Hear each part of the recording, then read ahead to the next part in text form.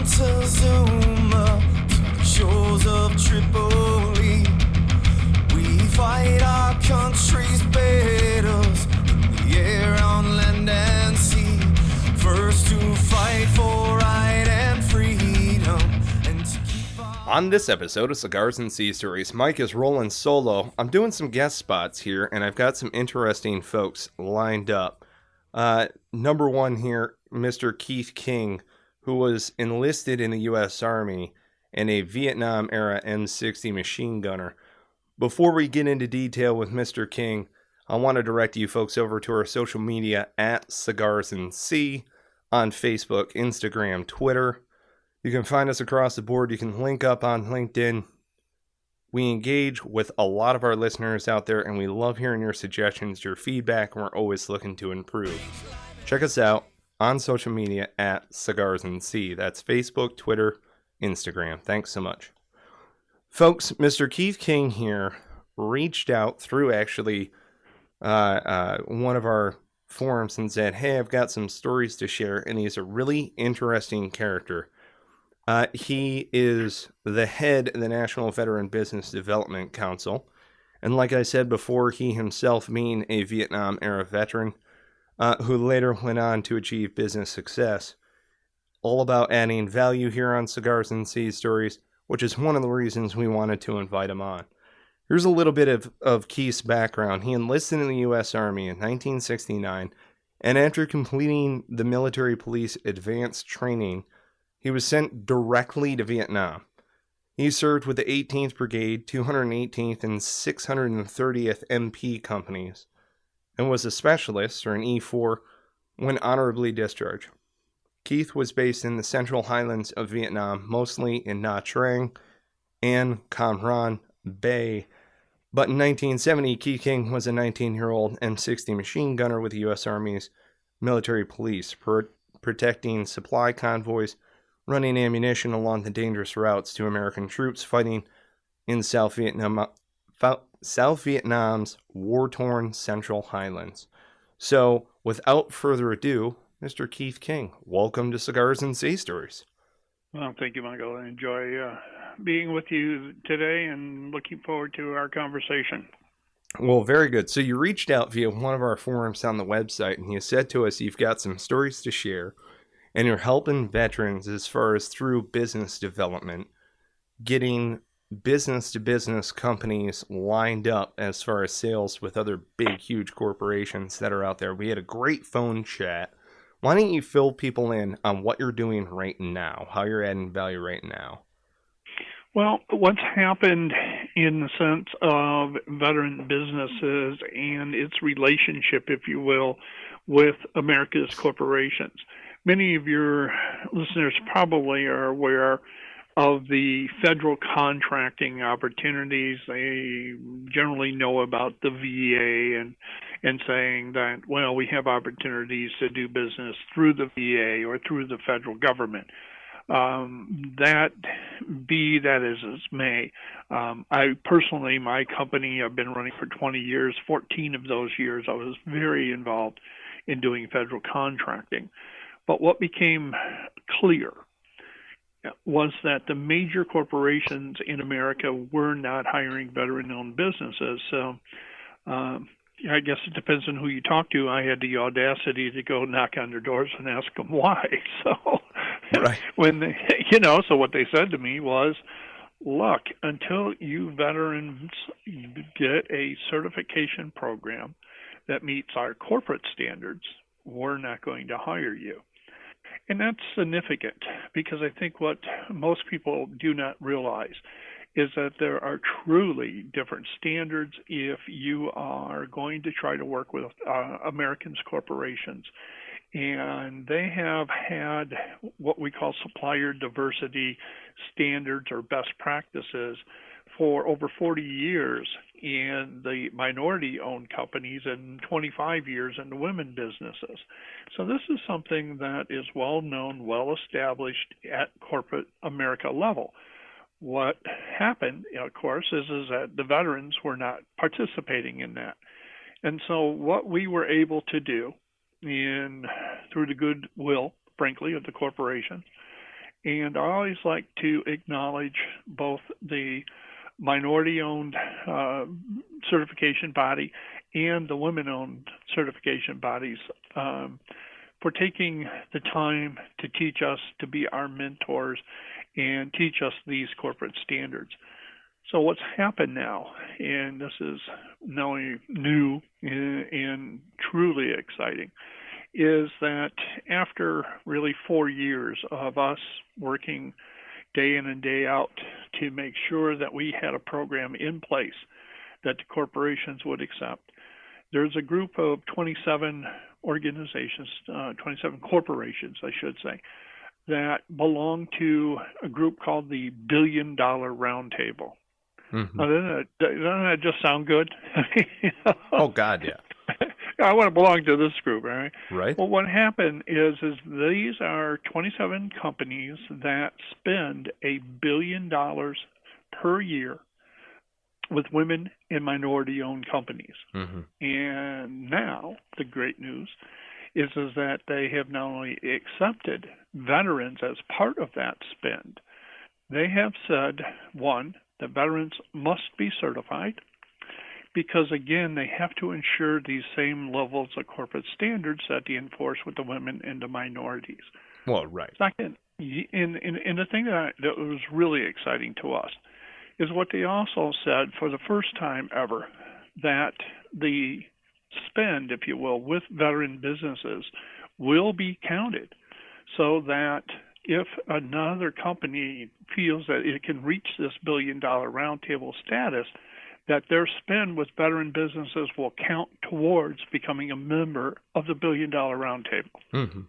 So And they're... then, Sorry, I just want to highlight this for the listeners because some folks are saying, they're looking at this and they're going, okay, so the opportunity specifically that's there is set aside contracts specifically for veterans, which there are set aside contracts or pipelines specifically for women and minorities, which veterans overlap both of those groups as well. But if they want access to that, they've got to have this certification. Yeah, let me correct something. I never use the word set aside. Okay. Set aside is a federal contracting word. I got you. There is no such thing in commercial businesses or in corporate world. But they are incentivized to work with veteran businesses, these corporations are? Only through, there are in some cases, yes, there are in some cases legal requirements if they're doing contracting with the federal government and they have to submit a subcontracting plan. But what I really try to encourage people to know, and especially our veterans, is being a veteran is more of a entree. It's more of it may get you an introduction. Mm-hmm. But these corporations are always looking for the best talent, the things that can solve their problems. If you happen to be a veteran, then that's even better yet. But we tell guys never walk in the door leading with the attitude that, you're a veteran and that there's any kind of thing called a set-aside or any preference. Mm-hmm. That's simply that's a misnomer, unfortunately, that has been perpetrated mostly in the federal contracting space because the word set-aside is a word that is used, and then frankly, as a guy who has done this contracting, I have been the beneficiary of set-asides. But that's only in the federal world. That is not in the corporate or commercial world. Mm-hmm.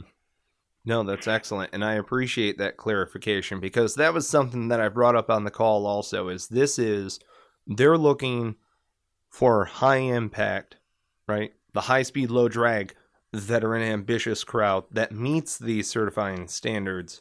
And those are the folks that they want to do business with. Now, how do you facilitate that type of relationship in between veteran-owned businesses and corporate America? Yeah, absolutely. That's one of the things that both the corporations and the veterans want. They want to talk to each other. As an example, we have what we call our national matchmaking event coming up here November 7th and 8th in Detroit. And at that event, we will have somewhere between 35 and 40 of the largest corporations in the world in one room at one time who actually want to meet Mm-hmm. with our veteran-owned businesses. So what we are actually doing is scheduling one-on-one meetings. Here's the beauty of this. These corporations have put together what we call a commodity list, which in another way of saying is this is what they're interested in buying. And they're looking for veteran-owned businesses that can provide that product or service. And so what we do is we put that list together from the corporations, and then we say, hey, if you're a veteran business, get registered with us. Give us basically your capability statements. What do you do? And then we'll match you up with somebody who's looking to buy what you have to sell. So if you ever wanted an opportunity, if you've ever been in sales in your life, tell me any time ever you've been in one room at one time with 35 of the largest corporations in the world that actually want to talk to you. So Right. yeah, when you say, do I provide opportunity and access, that's exactly what we do. Perfect. Now, where can folks go online to find a link? Well, the website is, NVBDC, which is National Veteran Business Development Council.org. It's .org.com. So if you just simply go to our website on the homepage, you will see the what we call our 12th annual Veteran Business Matchmaking event. Click that on, and it'll take you to registration. And here is, again, something that just happened recently because of the goodwill of our sponsors. They have stepped up and made this free to our veteran businesses. And normally there would be a minimal charge.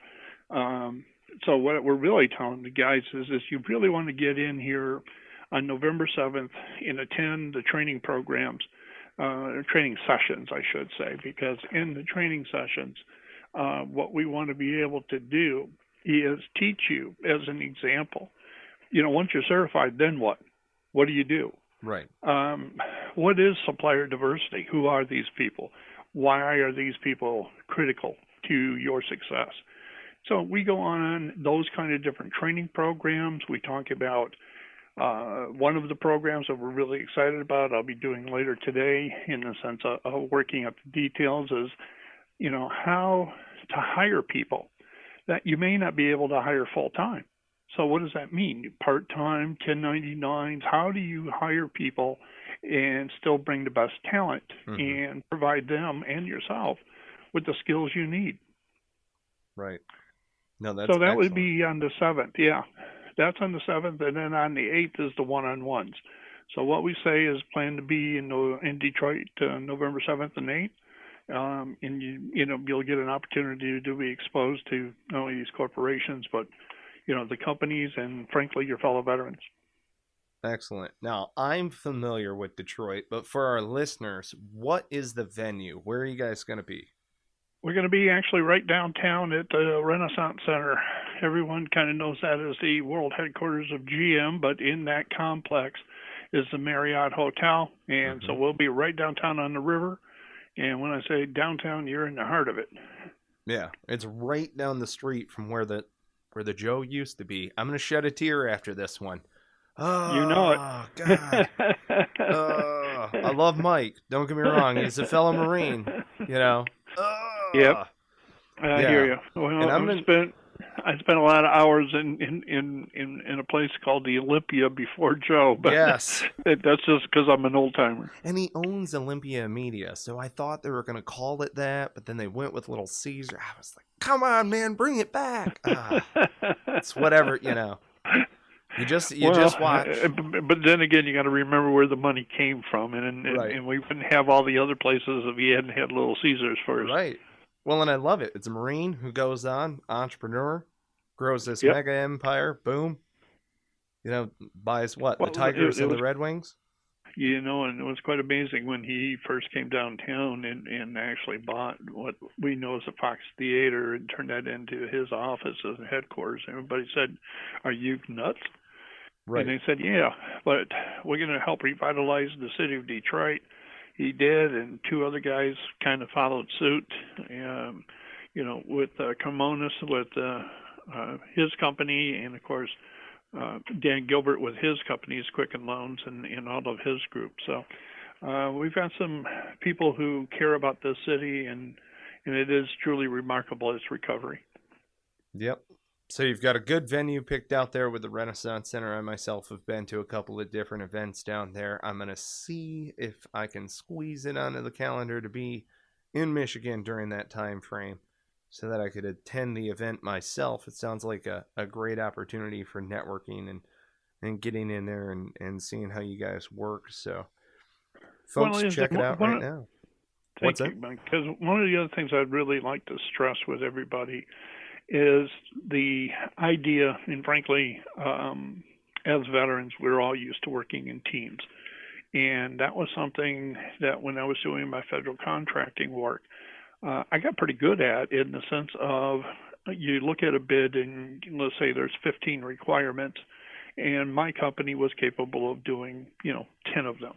Well, what I would do is go find the other guys, the other veteran-owned businesses who could do the other remaining task in the bid and put those teams together. And I mentioned I spent 14 years doing federal contracting. One of my teammates was with me, 10 or 12 years of the 14. And I had other guys 7, 8, 10 years with me as well. So we got to be pretty good. And so when we put the NVBDC together, one of the things we've been talking to all of our veterans with, and the best example I can give you is one of my construction firms who called me and asked me if I had a guy who, basically slung drywall. And I said, well, yeah, I got him. And he called me back a couple of days later and asked me about, hey, do you got anybody who does LED lighting? And I said, well, yeah, actually we do. We just got him in as well. So anyways, what happened is they put a team together, put a bid for, one of the tier ones, one of the large companies was doing a construction job and ended up winning a $40 million contract. Excellent. So, believe me, we're encouraging our veterans to be smart about working with each other. I mean, my God, we're alive in many cases because of our team. So why wouldn't we work together in the same way? Right. Absolutely. Well, and kind of bringing that back, I mean, you're a Vietnam veteran. You wind up walking out the back gate post-Vietnam. Yep. And we'll jump into the sea stories here in a little bit, but you're fresh into it. Looking back, do you have any idea you're going to go down this path? No.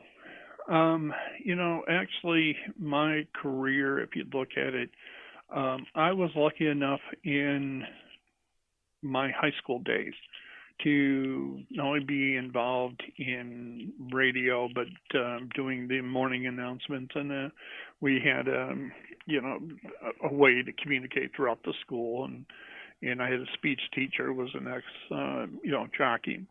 And so anyways, I kind of got the radio bug early in my career, in high school actually. So I had intended to work in radio.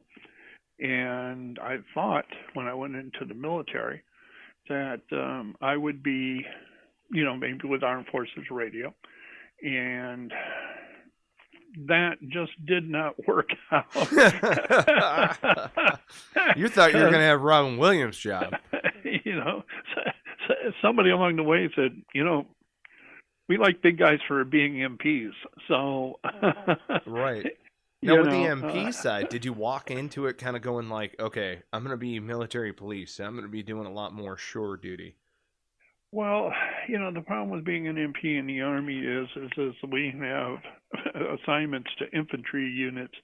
And, you actually go through MP school and you become, an actual 95 Bravo, which is RMOS back in the day anyways, as military police. So you either will end up being assigned to a full MP company or you'll be assigned to an infantry unit.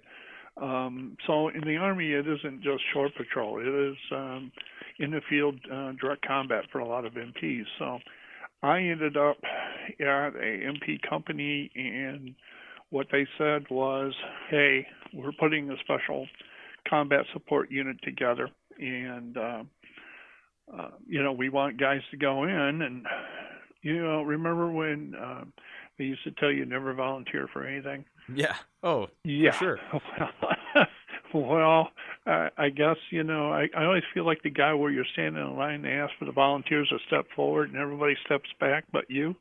Right. So, so I ended up running into this combat unit, and it's where I ended up being a gunner and ended up spending 8.5 months gunning. So, I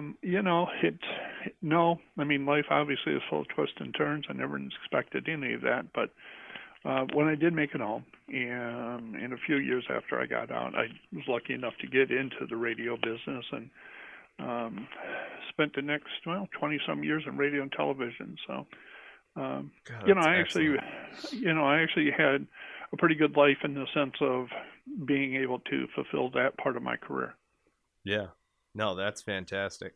And it's funny because I have this unique understanding as an infantryman for MPs, because we were embedded together on the police advisor team, and the majority of our advisors were field MPs in the Marine Corps. Mm-hmm. Yep. And I don't think any one of them worked PMO or gate guard or anything like that. They were always on the field side, running and gunning, and one of the more highly deployed units, at least in pieces, right? And so where infantry battalions deploy typically as a unit, they would be deploying company-size elements or detaching certain elements throughout.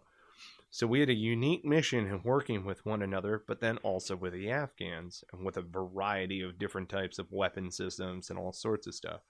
So it was great to see MPs who could actually work a freaking machine gun. Well, the thing back in my day, of course, all of us, much like the Marines in boot camp, we were all trained as infantrymen. My drill sergeant had already done 2 tours of Vietnam as an infantry grunt squad leader.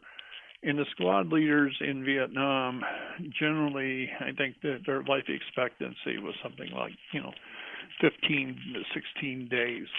So Right. The fact that he did 2 tours and survived, it gives you an indication that when he trained us to flat B, infantry, and that was much like everybody else what we did, in the sense of the idea behind getting prepared to go to Vietnam.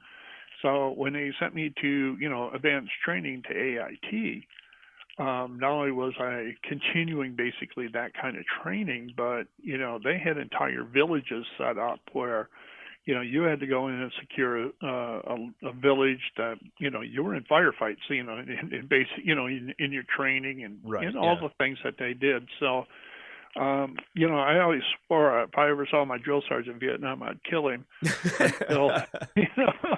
until my first firefight. Right. And then all of a sudden I understood what that, SOB has been teaching me. Right. Hell yes. Now, going back, you're a 60 gunner. Yeah, M60. And you're dismounted patrolling through Vietnam. What were you carrying for an ammo load? Oh, you mean how many rounds? Yeah, how many rounds? Probably a teaser belt on the gun and a couple of sacks. Yeah, I usually would. Yeah, well, and because I also would, between being hand carrying 60, and I also got out of what we called an open gun jeep. Depending on where I was going, I would carry maybe 5, 6, 7 cases with me. But I always had my 45. I loved what we called the M79, the little grenade launcher. Yeah, the Bloomper. Yeah. Oh, God, we still had those. Well, I got to tell you, it's one of those kind of things, again, depending on where I was, what I was doing, what the mission was. That ammo gets really heavy very quickly. Yeah. So, you might only carry a few rounds, but if, you were going into an area that you knew, was hostile, you had open contact in the past, I might be carrying a few more, 79 rounds. So. Right. So For no, sure. I always, guys, in the beginning, because we didn't know what to expect, guys would, kind of tease you about what you carried and how much you carried. It's like, what do you think you are, John Wayne? Right. Until you're in your first firefight. And then all of a sudden it's like, oh my God, okay, you know what, King, listen, how many rounds are you carrying? Listen, Right. Can we spread load it amongst the squad? Yeah, well, you know it. How much more rounds do you need? Right. Hell yeah. Cause Hell yes. well, We did that. yeah, well, if you're the lead gunner, guess what? They want to make sure that, they provide me with whatever I need to protect them. So, Oh, absolutely.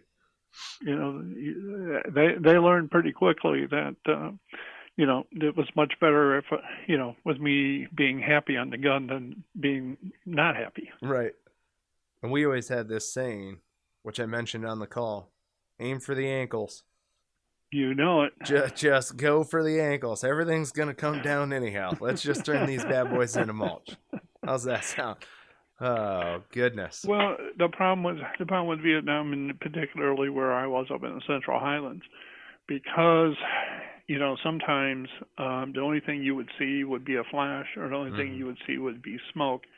I joke about, listen, I can start at the top of the ridge and go from left to right, from top to bottom, and cover a whole lot of area with my 60. And that's one of the things I loved about that weapon, because, I could put out a whole lot of firepower, and, I could actually hit what I was shooting, or at least shooting at. So it kept me alive. God, that's a recruiting ad. Like, how do you roll? Just open Jeep, 60, 45, got my blooper. No big deal. Oh, God. No big. Right. No big deal. No. Oh, man. Have you ever seen somebody cut the webbing of their thumb on one of those blimp guns on a 79? Yeah. Oh, goodness. Usually only once, because they're too stupid. But yes, Oh, goodness. You learn quick. Yep. Yeah, you got to ride the thumb on the inside. Yep, the problem with the stuff that we saw and the things that we did to you, and in the first time I saw napalm dropped, and you've heard these terms, especially the crispy critters and all this stuff, and we laugh it off and we joke it off. But the first time I saw napalm, we actually had 3 jets come in and scrape and drop on the mountainside. I did not realize that the concussion, well, it's not even a concussion, it's the reaction of the napalm, sucks the oxygen literally out of the air. And all of a sudden, even though I was far enough away, you can't breathe, because, the oxygen is like being consumed, and you feel that heat of flash. And the mushroom cloud was a real shock to me. And I thought, oh my God, these guys have lost it. They're nuking these guys, know? Right, like a mini nuke on the deck. Jesus. Well, I didn't know. How would I know? Right, of course.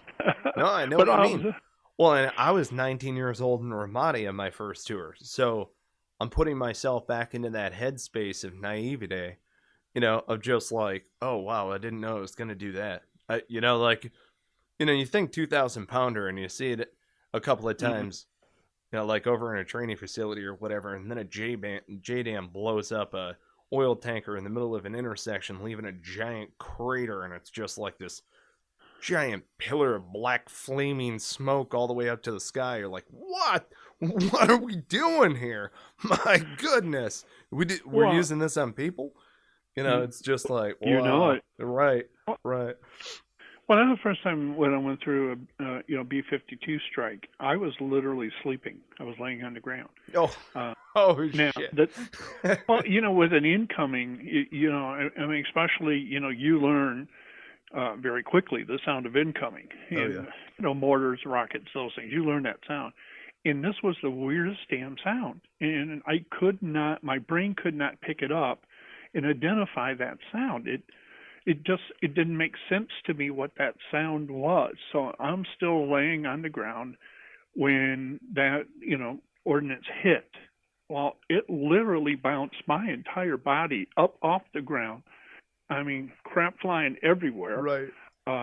Thankfully, most all of it over the top of me. And I'm thinking, oh my God, what is this? I mean, Well, people don't know, but Norman Schwarzkopf, Storm at Norman, got his Purple Heart in Vietnam because he was too close to a B-52 strike. He got his Purple Heart under friendly fire. Oh dear But Lord. well, I was talking to some of the guys who worked with the B-52s, and I was describing what I just described to you, and they went, "Oh, well, based on what you're telling me, that was just a little 500-pounder. You're lucky it wasn't 1,000 or 5,000." Right. And I went, yeah, okay, I was real lucky because if a little 500-pounder does that, you're right. I don't want to be around a 5,000-pounder. Oh goodness, yeah. But again, those are the kind of things that I've always considered, and you read anything that I put out there, I always felt lucky that I survived and came home.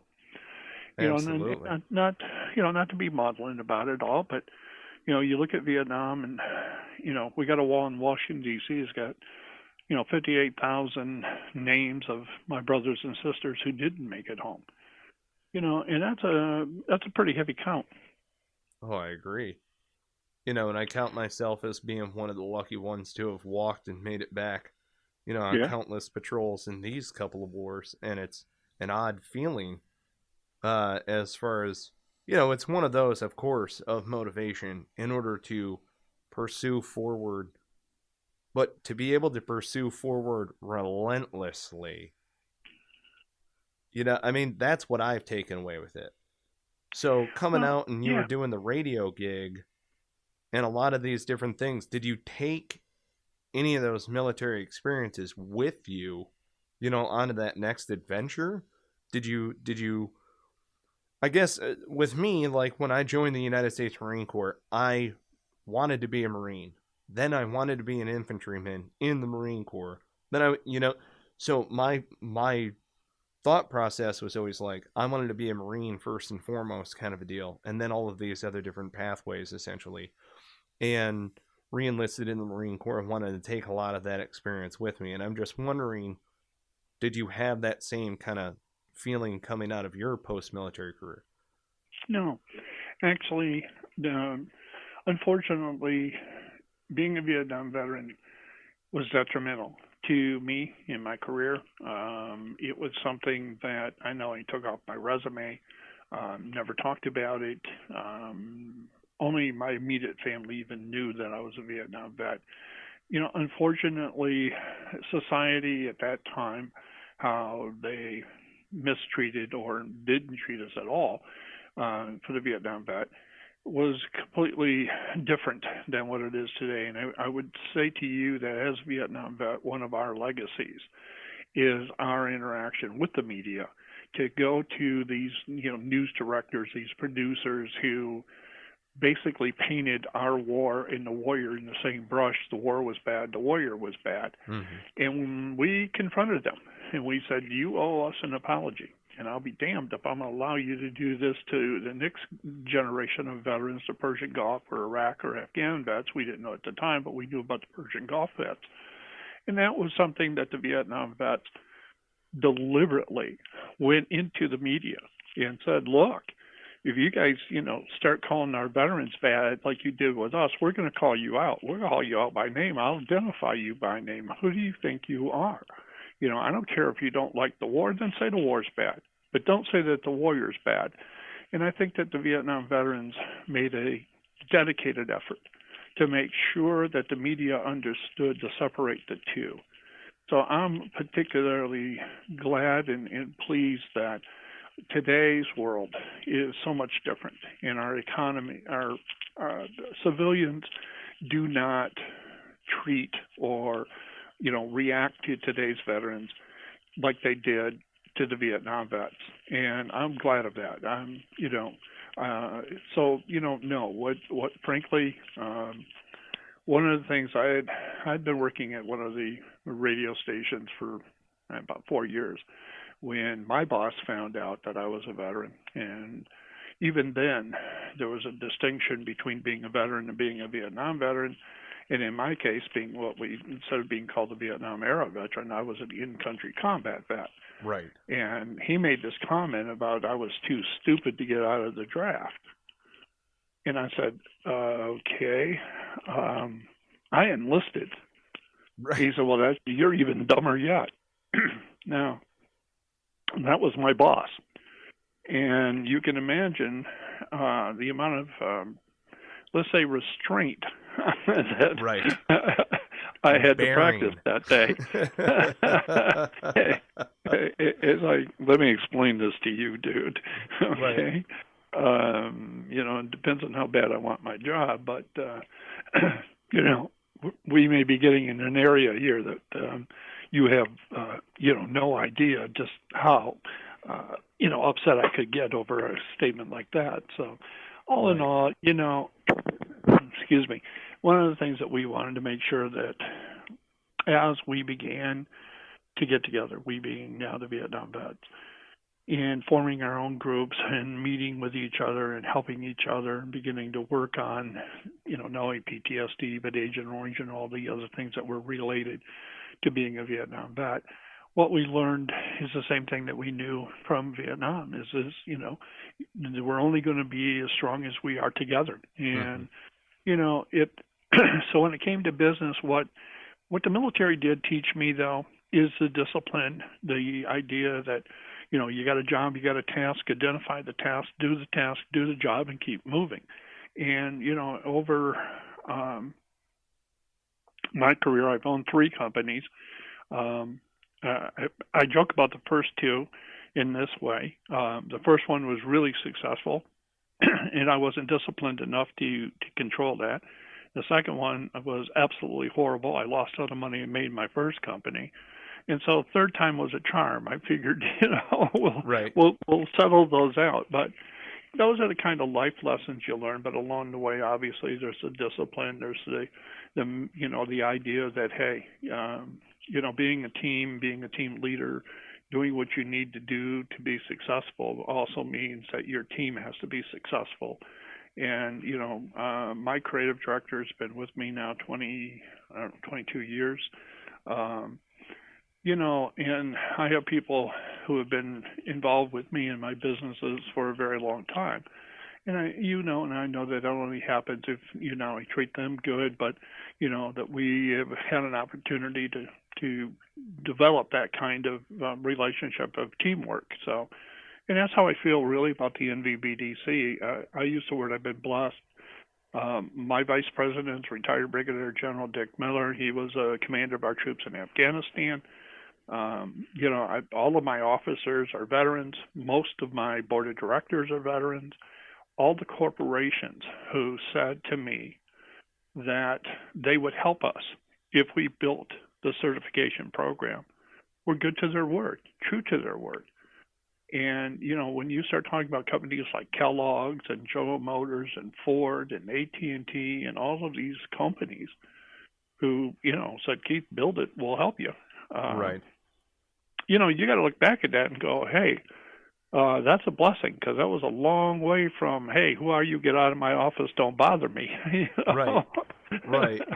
Well, my hat's off to you for all of your efforts, especially for that era that came before service in the Vietnam era. And I tell you what, it is definitely felt on this side. If for anything, there are almost too many veteran service organizations that are out there. But, a conversation for another time. It's something where a lot of you folks, as you stated, definitely paved the way for us to have the ability to make entrance, to make a statement, to gain an impact foot in the door via a proper discipline certification route, which is fantastic. And again, that's the National Veterans Business Development Council, correct?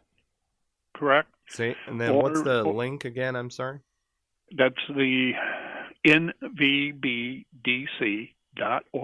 That's the website. Everything you need to know about our certification is there. And of course, I want to remind any veteran business owner, you do not have to be certified to attend our event. We welcome you all in. We'll talk to you, explain to you all the different things. But again, obviously, we will want you to become certified, and some of our sponsors that we've been talking about today require now that you be certified. Mm-hmm. So it's a new world, but it's a great opportunity. And it is something that, hey, come in, have a chance to enjoy the revival of the city of Detroit. We still know how to rock and roll, and we still are a pretty good party town. So there you go. Come in and enjoy the city and meet your fellow veterans. And that again is November 7th through the 8th up there in Detroit at the Renaissance Center, correct? You got it. There you go. So I'm going to see if I can make it on out there. I'm sure that we could squeeze it in on the calendar. We just got to talk logistics. Folks, plug this certification route into your 5-paragraph business plan if you have not already done so. Check it out. You can download the template at 5paragraph.com. 5-paragraph business plan is a product of Cigars and Sea Stories. So grab your pens and papers and plug in the date November 7th through the 8th, as well as nvbdc.org, so that you guys can get lined up as a team over there. Should have plenty of time to do so by the time this episode airs, so go ahead and look them up. Thanks so much for listening to another episode of Cigars and Sea Stories. Thank you to our collaborative sponsors, Spartan Media, VeteransList.us, Heroes Media Group, and McPherson Marketing Group. McPherson Marketing Group's been doing a great job over here as far as putting together a lot of different items on the back side of things. Press kit, book covers, all sorts of different stuff. Check out Thomas McPherson and his team over there at McPhersonMarketingGroup.com. Get yourself hooked up with another veteran-owned small business. So there you go, folks. I'm sure that Bennett is going to be hurting that he did not get on this episode with us, Keith. Thank you so much for spending time with us. This is fantastic. Thank you, buddy. I appreciate it, and I appreciate the opportunity, and looking forward to seeing you here in Detroit. Absolutely. Well, there you go, folks. Right. Thanks so much for listening to Cigars and Sea Stories, and on that note, we cue the music. Flag unfurled to every breeze, from dawn to setting sun.